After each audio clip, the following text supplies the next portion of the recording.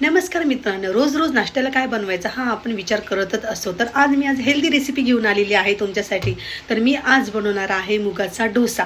तर त्याच्यासाठी काय काय साहित्य लागते ते मी तुम्हाला दाखवणार आहे. तर मी इथे अख्खी मूग घेतलेले आहे. हे 2-3 तास मी भिजू दिलेले आहे. हे बघू शकता अख्खी मूग.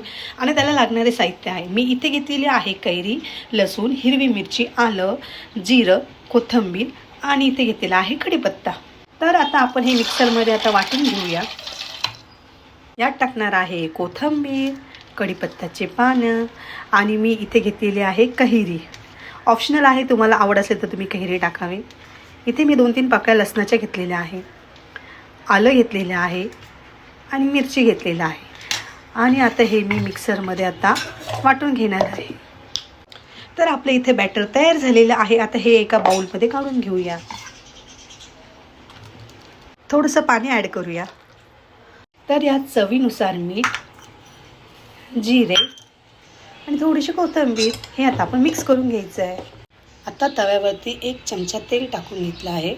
तर आपलं इथे मूग डाळीचं बॅटर ते मी आता टाकते तव्यावरती.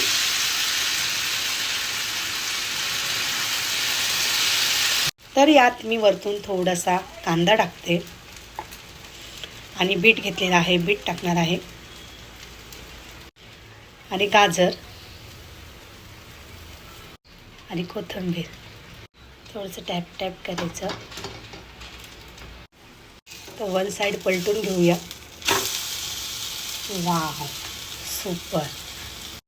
तर बघा आपला डोसा किती छान मस्त आणि कुरकुरीत झालेला आहे. मस्त हेल्दी डोसा तयार झालेला आहे. मग तुम्ही कधी ट्राय करतात? आवडला असेल तर लाईक, शेअर, कमेंट, सबस्क्राईब करा. बाय.